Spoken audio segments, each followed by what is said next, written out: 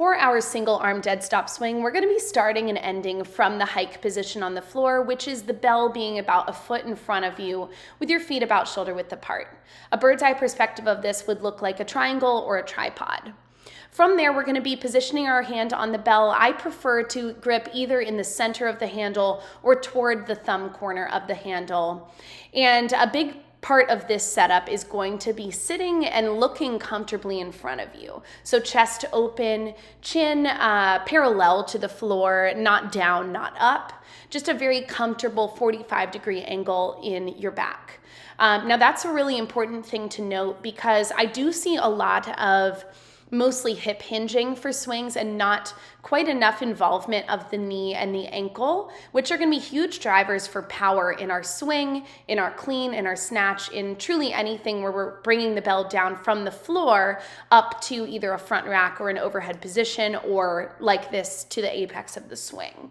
Now what we're going to be doing is, again, starting in that hike position, tilting the bell back onto its back corner, we'll say, and we're going to be swinging the bell back up and into our hips.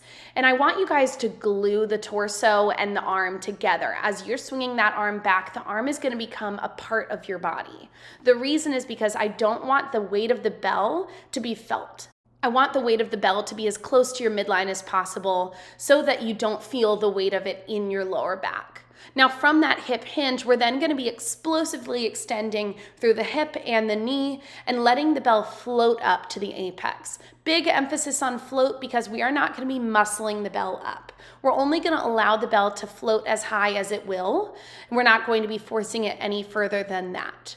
When it does get to that apex, let it float for as long as it's going to, and then you're going to catch it back in the hips again in that kind of squatty hip hinge position, and then gently allowing the bell to swing forward to land in that hike again. So there are 3 different points, 3 different heights that we're going to be achieving here. We've got our hike position at the bottom, we've got our hinge with the kettlebell back in our hips, and then we've got our standing position with the kettlebell floating at the apex. Go ahead and try this one. Let me know in the comments if you've got any questions. I'm here to help.